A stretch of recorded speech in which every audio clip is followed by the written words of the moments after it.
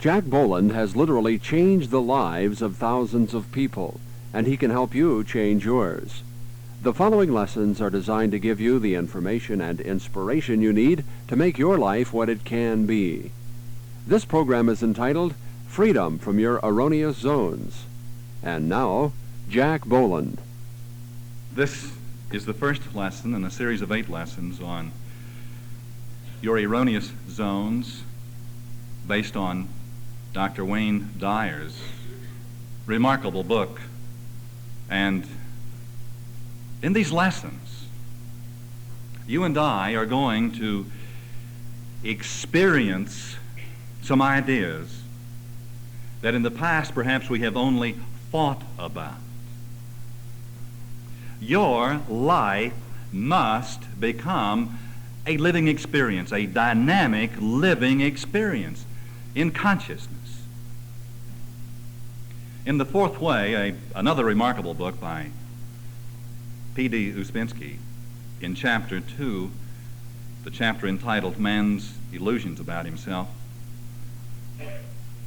I read to you, if you regard man from the point of view of his possible development, it becomes clear that what helps his development is useful, and what hinders his development is harmful. It is very strange that it is necessary even to explain this. But unfortunately, our ordinary thought, particularly when it meets with serious problems, does not use this idea. Somehow we lose the understanding of what is useful and harmful. Our thought has acquired many bad habits. And one of these bad habits is thinking without purpose. All study, all thinking and investigation must have one aim, one purpose in view, and this aim must be attaining consciousness. Have you noticed in your life how much time you spend thinking about nothing? Aimless, drifting thinking. Have you noticed that? Are you aware of how much of your thought time is not even your thought time? It's given over to things outside yourself that seem to control you from outside yourself. And this is not really thinking, is it? This is an aimless drifting. Now, our ordinary thought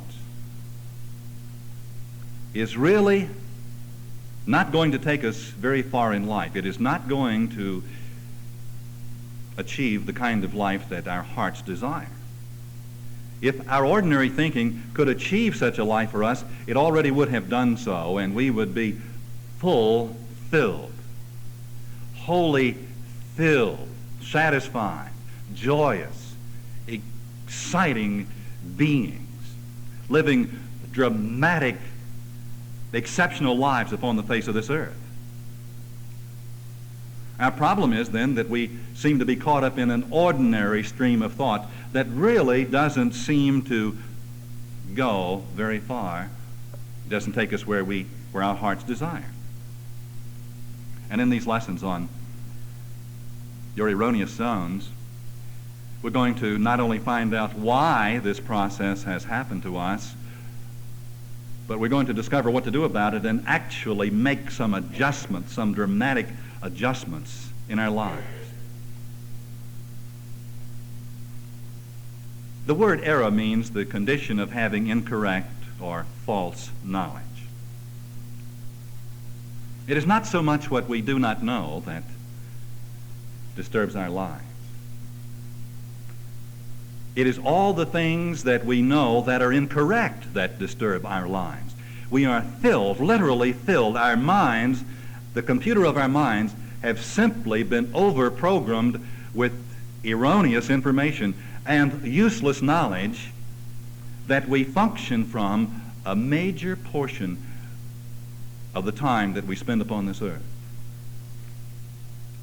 Erroneous means derived from error, mistaken, false. And it comes from the Latin meaning to wander around as in a daze or a trance. Isn't that significant? Have you found yourself sort of wandering around and ending up eventually back at about the same place that you started, repeating the same patterns? Have you discovered that in your life? You know what happens if you get lost in the woods up north, don't you? You keep walking without a goal, and you end up back where you started. You'll come back, and if you're walking in the snow, you'll find your early foot tracks. The reason being that with one leg, you take a slightly longer step than with the other. Did you know that? Usually your right leg reaches out a little farther. And so you walk in a circle, not knowing that you're doing it. And the mind is much like this.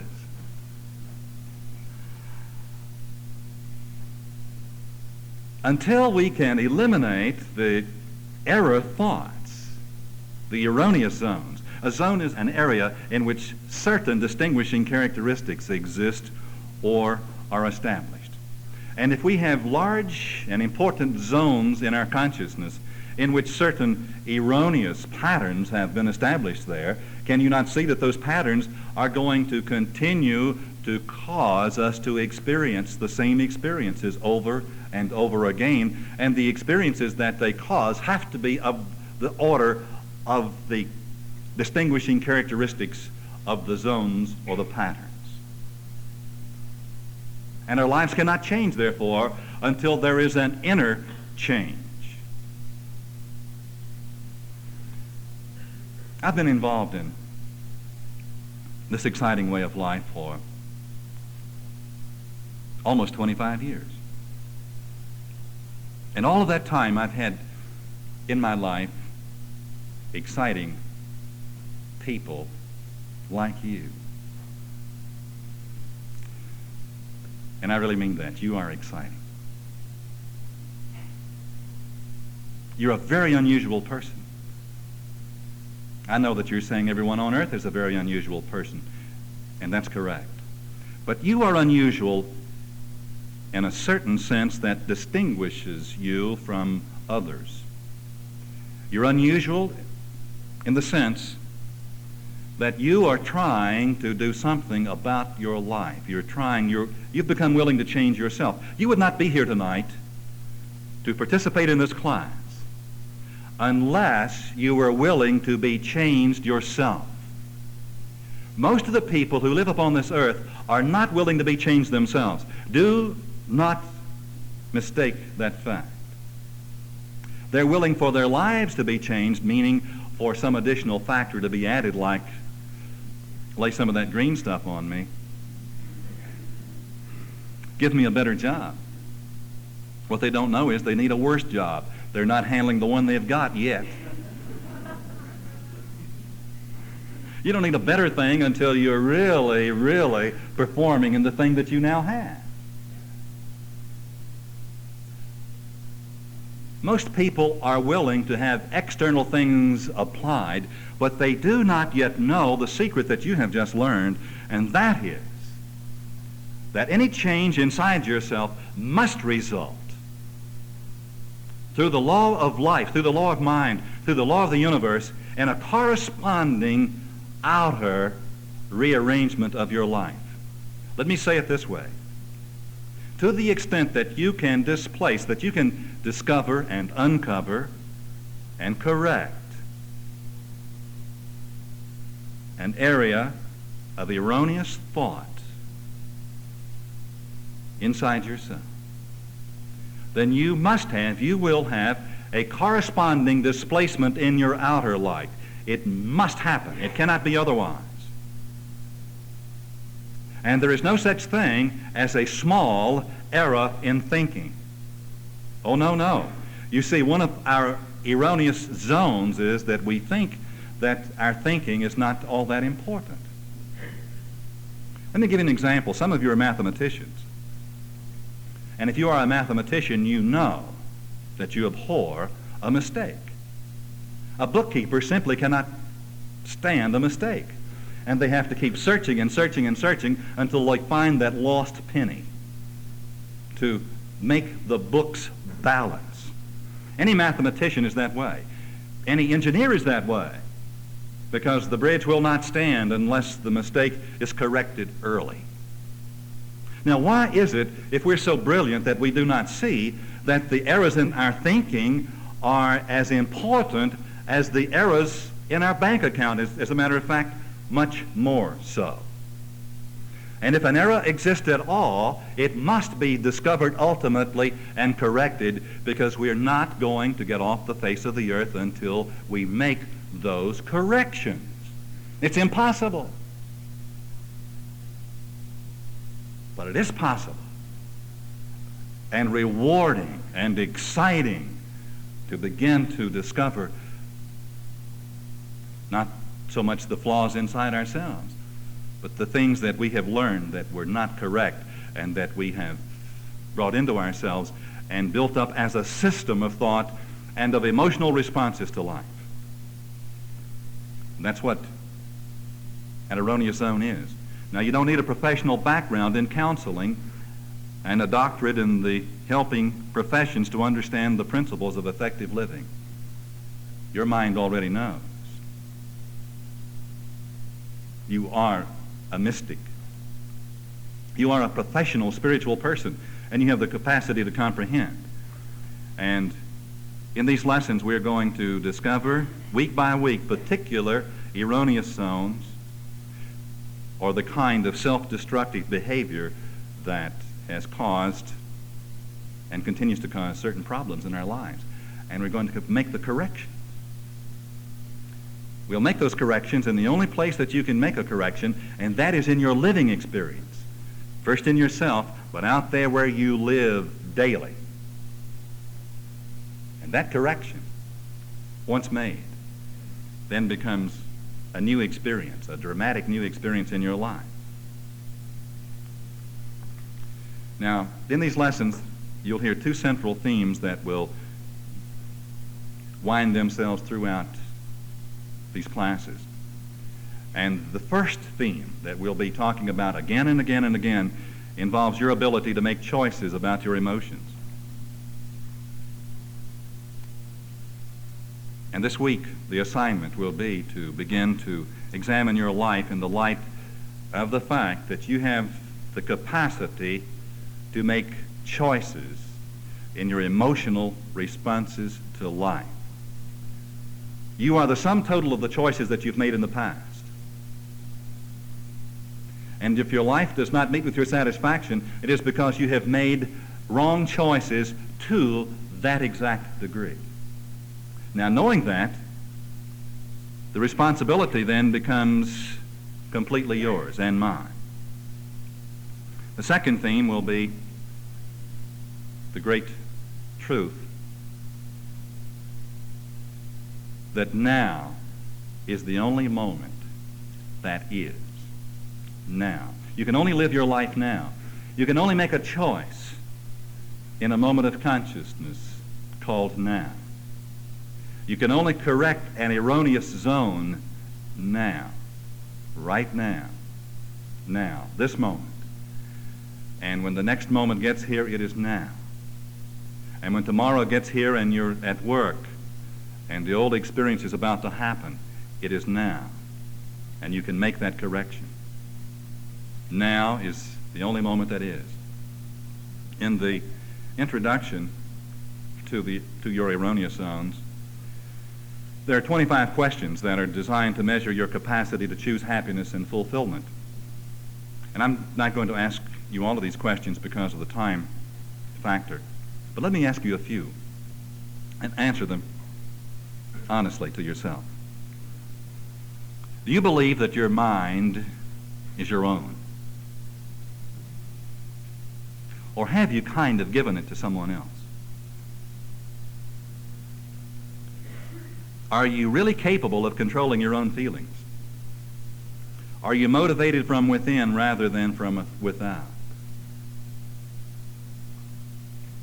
Do you set up your own rules of conduct for yourself? Do you welcome the mysterious and the unknown?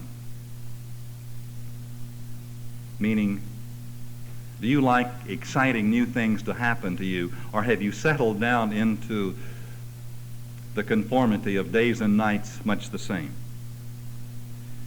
Have you eliminated all blame and fault-finding in your life?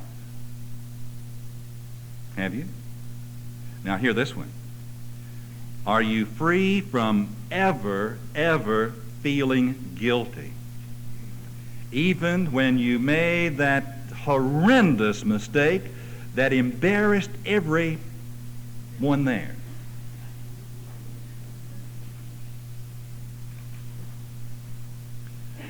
Can you avoid anger in your life? Can you go through a day, a week, a month, a year without being angry? Well, you can choose to say yes to all of these questions, all 25 of them, the ones that I ask, and there are some others even more difficult, if you choose to do so. And the last lesson, or the 8th lesson, we'll spend talking about the kind of person who has eliminated all of their erroneous zones, and in these next 8 weeks you and I will set as a target the elimination of our erroneous zones. We'll be almost perfect, won't we?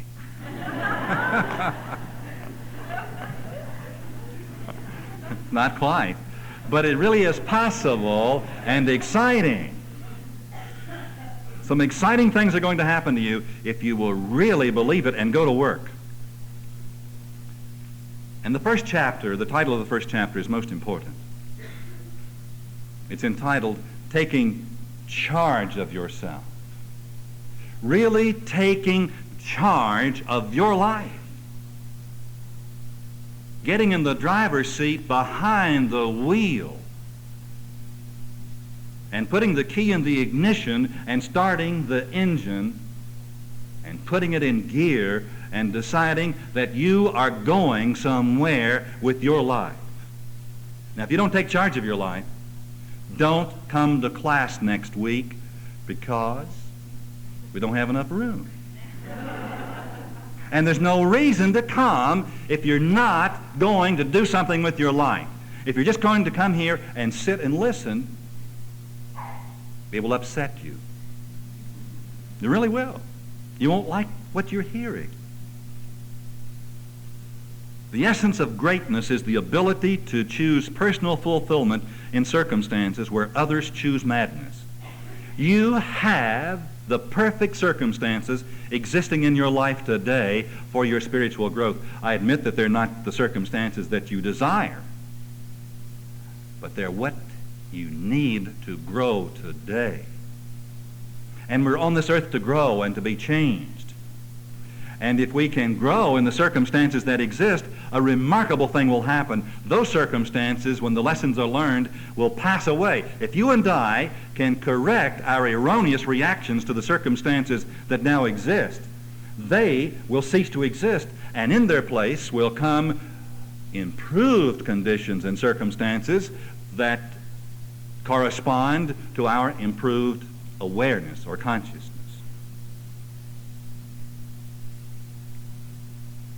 Dyer begins his marvelous book with a shocking statement. It's a statement that's designed to bring your attention up short. And he said, look over your shoulder and you will notice a constant companion. And for want of a better name, call him your own death.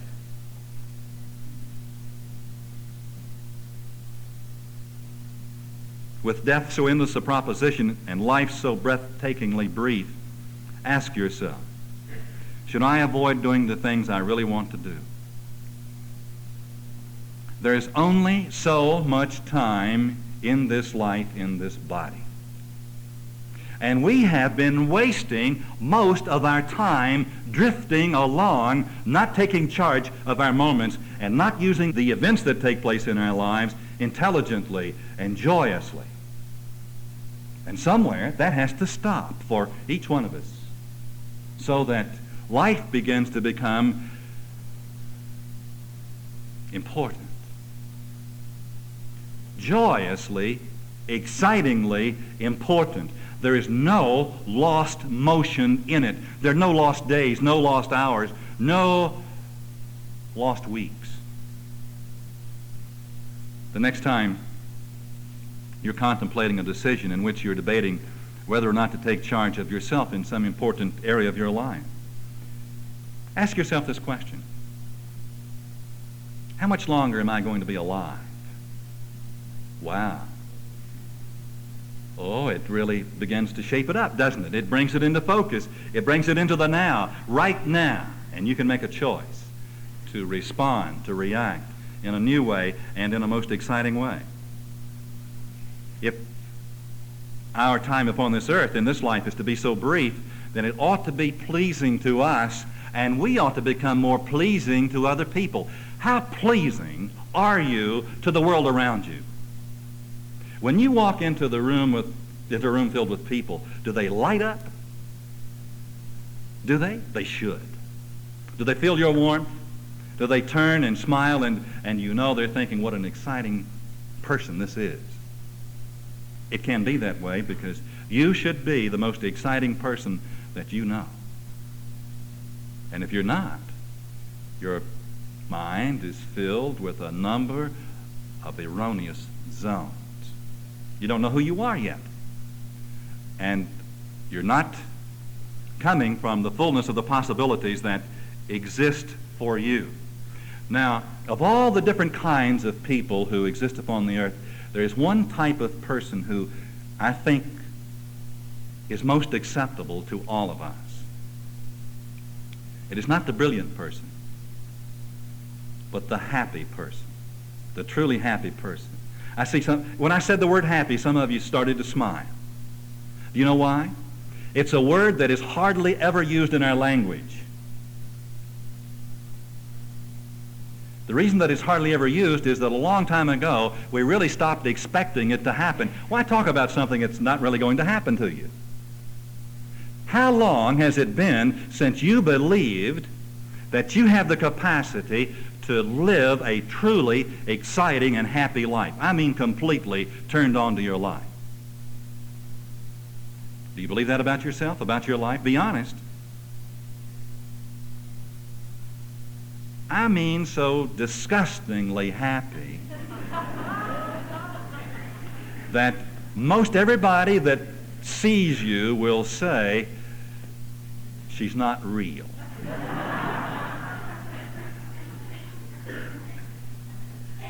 There really are a few of those people around, and they did not just happen.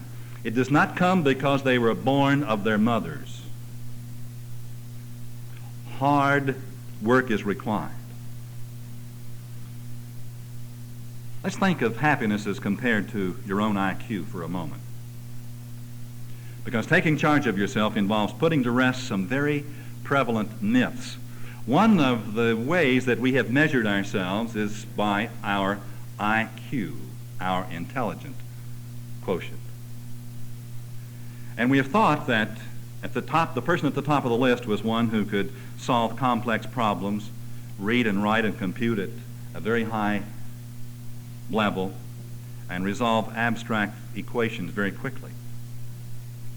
Well, this encourages a kind of intellectual snobbery, and it causes us to believe that a person who is really equipped with educational merit badges is in a much better position to live their lives than you.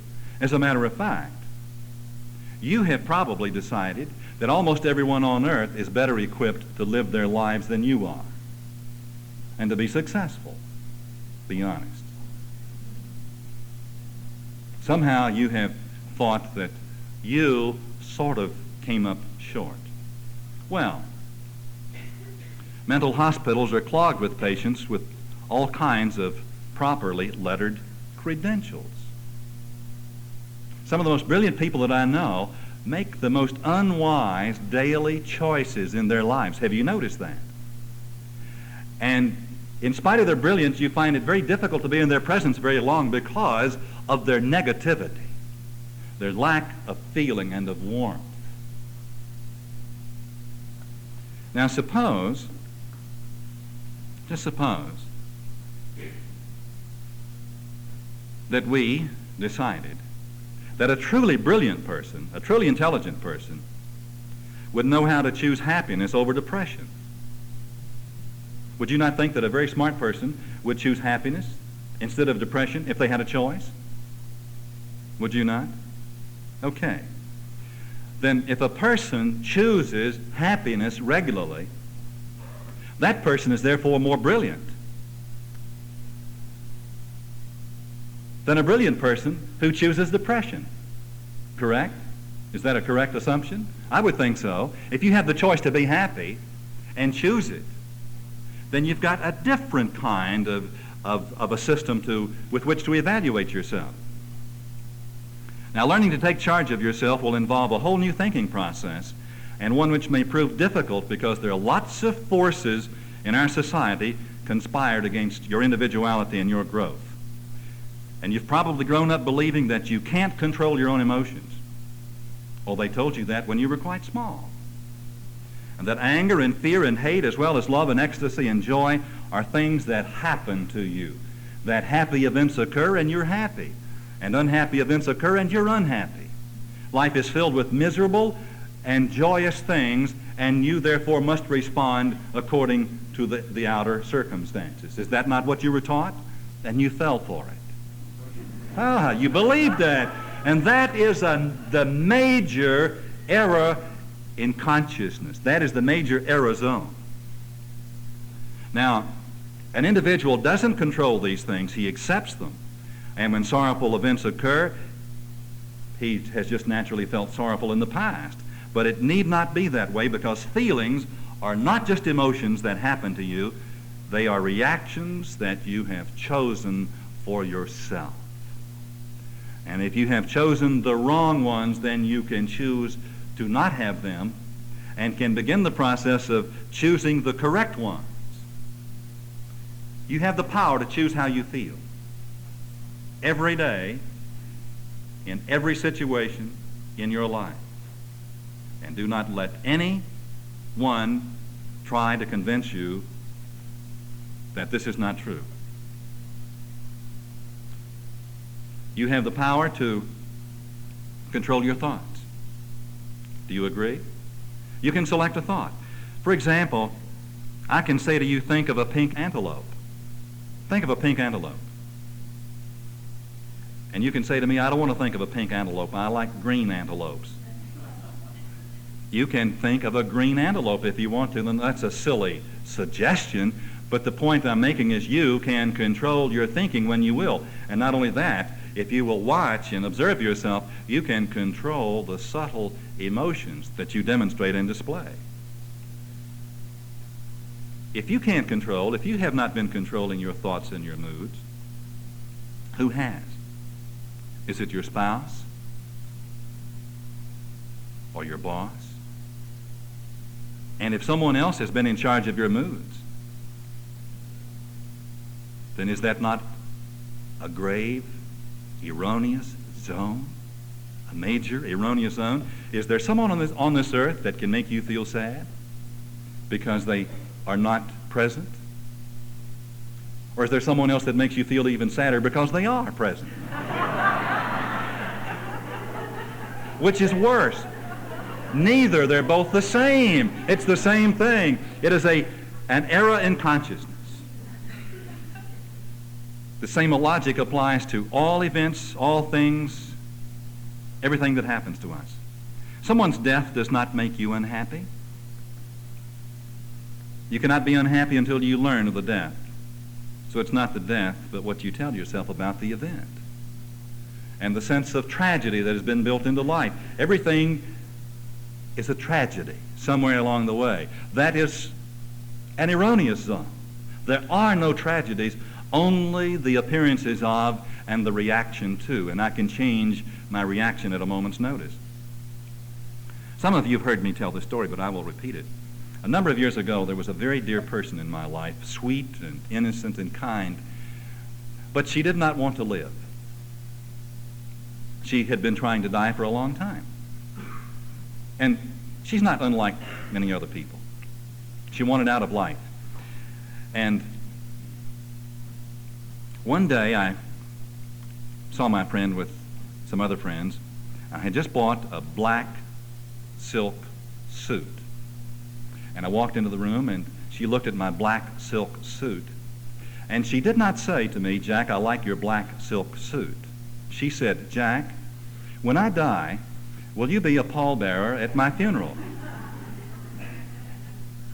You see where she was coming from? And I said, Evelyn, I would love to. And I looked at my black silk suit. That was in October of that year, and in November she was walking through her living room and expired, which was exactly what she wanted to do.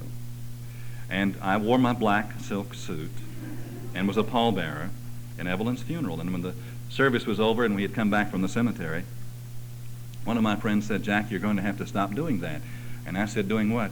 And he said, smiling when you're a pallbearer.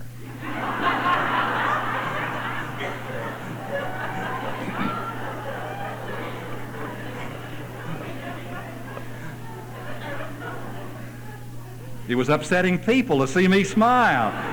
But I, in my mind, was communicating with Evelyn. This dear, sweet soul had exactly what she wanted from life.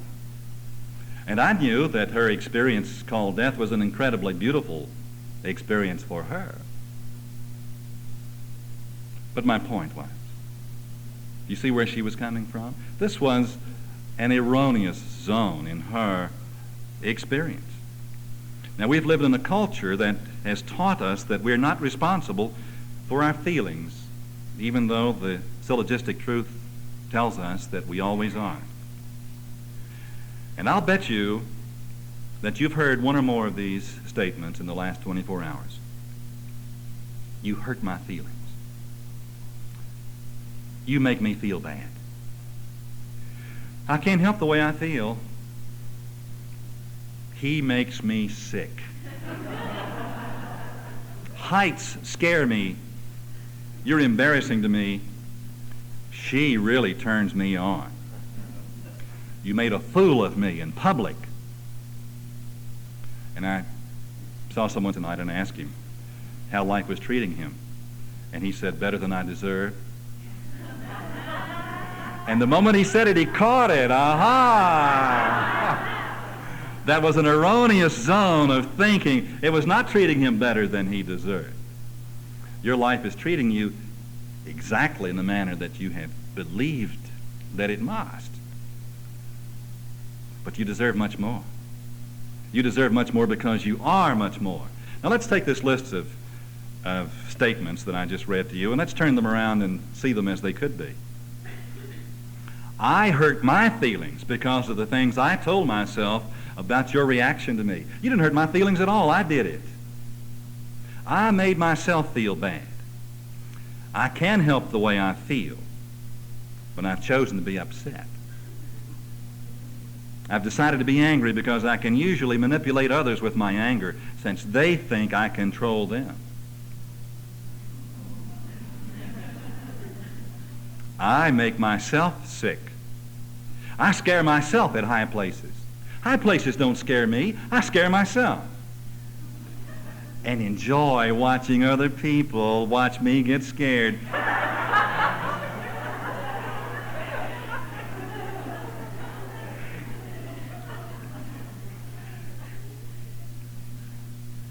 I turn myself on when I'm near her.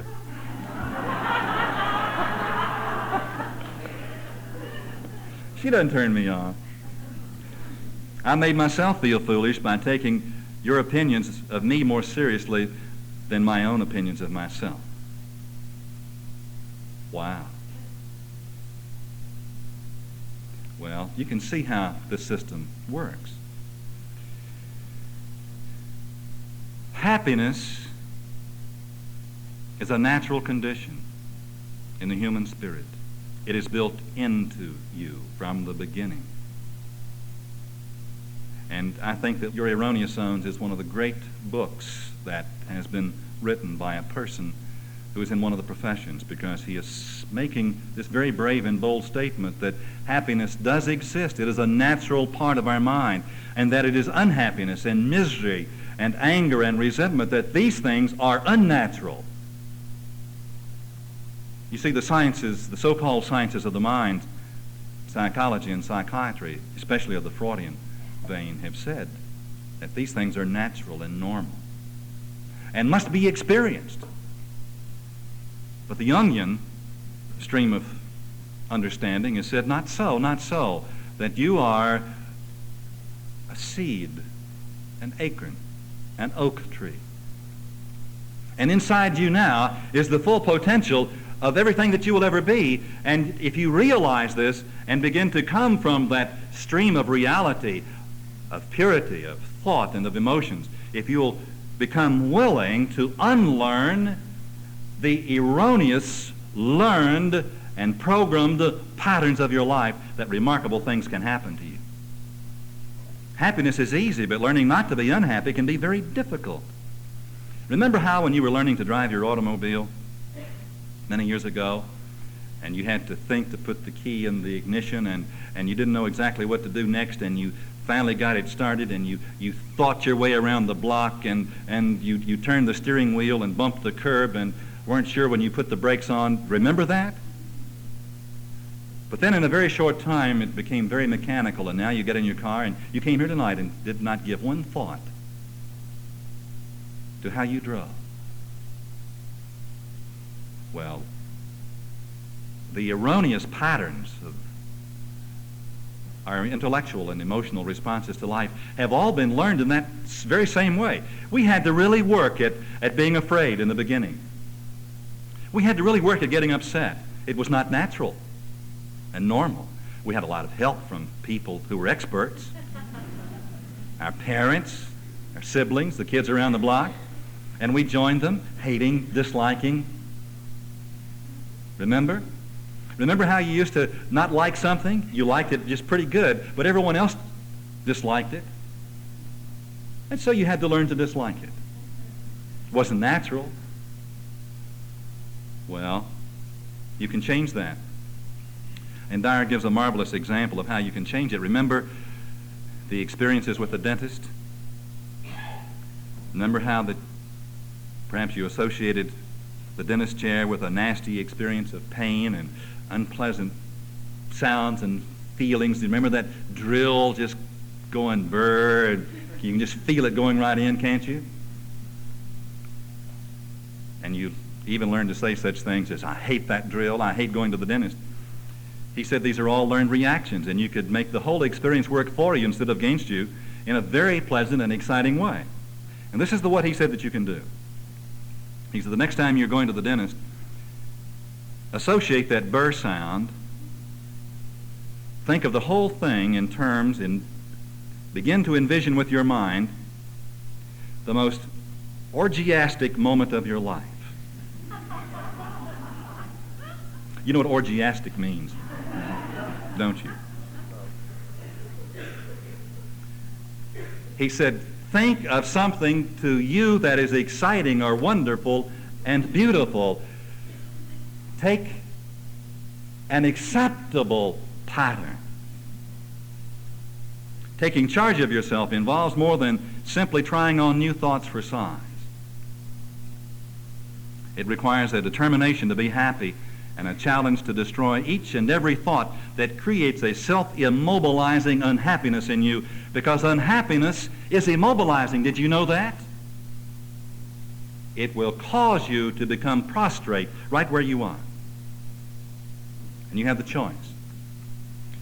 I remember a number of years ago when I came into this experience, and one day it became very clear to me that I was going to have to stop hating, disliking, resenting. And I didn't like that. And so I talked to God as I understood God and said, in effect, I don't mind not hating everyone except Garnet. Now, Garnet was the guy that I hated most of all. And I'd spent a lot of time hating him, and I had some plans for him that he did not know about. Now, after I had spent these months and years hating Garnet, and suddenly this new life was expecting me to give up my hatred of Garnet, do you think I liked that? And I said, no. And then the voice came back and said, well, it's not for Garnet, it's for you. You're not going to move off the spot until you stop hating everybody, and Garnet comes first. And I didn't like it because I had done it so beautifully for so long. And I thought, well, if I stop hating him, he could walk right over me. And I didn't know how to change my hatred for Garnet because I was so good at it. And every time I thought of him, something went off inside me. Now, you don't understand this. And so an idea came to me, and that idea was to, my youngest son was 2 years old with blonde curly hair and with a big smile on his face that has never left his face. He is truly a loving person, and I loved him dearly. And so I picked him up in my arms, and I loved him, and I just got the feeling going. I can feel it now. I've got goosebumps up and down my back, just loving Alan, just like I love you. And when I had it going real good, I switched it to Garnet.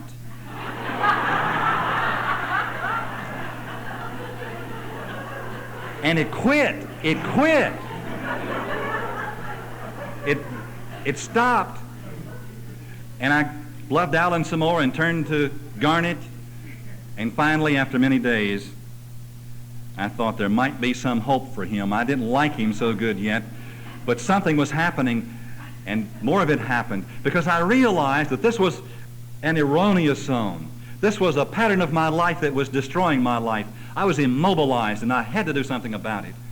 And shortly after that one day, in the fall of the year when the new cars had just come out, I was driving along in an old automobile. And a new car passed me, a new Oldsmobile, and I thought it was the prettiest car I'd ever seen in my life. And it got out in front of me, and I looked, and you'll never guess who was driving. Garnet. And instantly, the moment I saw it, I loved him and was glad that he had the car, that new car, and tears ran down my cheeks because it worked. It worked. I had changed through an incredibly, to me, difficult effort that I had to make working with my mind. But I had to make a choice, an ultimate choice, in how my mind was going to function. If I do not make these choices, who will make them for me? There is no one. You see, you and I must avoid the immobilization that has been the pattern of our life. Immobilization is a state, however mild or serious, in which you're not functioning at the level that you would like to. And all negative emotions lead to immobilization. You're immobilized when you can't talk lovingly to your spouse and your children, even though you want to. There are a list of things that immobilize you and me on page 32 of your Erroneous Zones, and I hope you will read them and look at them. Remember one thing in this next week as you go out into it. The importance of living in the present moment. Become excited about this moment. Observe yourself. Observe every event that's happening to you and your reactions to that event. Because if you can catch yourself in an error, you can correct it now. And once that correction is made, there will be a corresponding change in the circumstance that is equated with that correction. But it can only happen now, in this moment, in the power and the excitement of this moment. Our growth, our motivation, must be based on the realization that we are alive and growing. You are placed on this earth as an alive being, a growing being.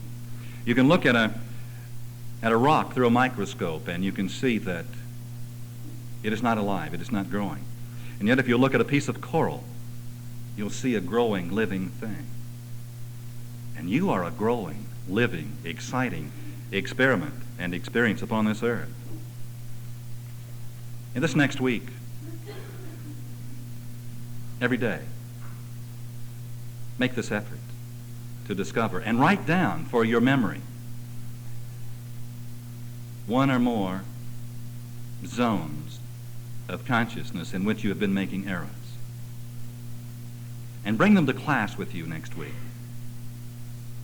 As you go out into this life, your exciting life, remember that we are in the process of doing what Oliver Wendell Holmes was speaking of in his marvelous poem.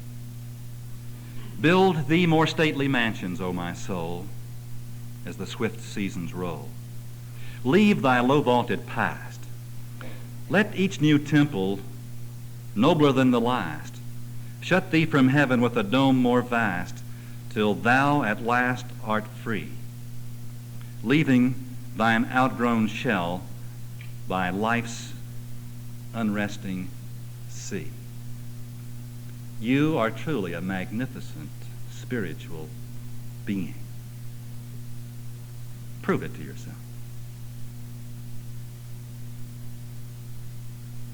So it is.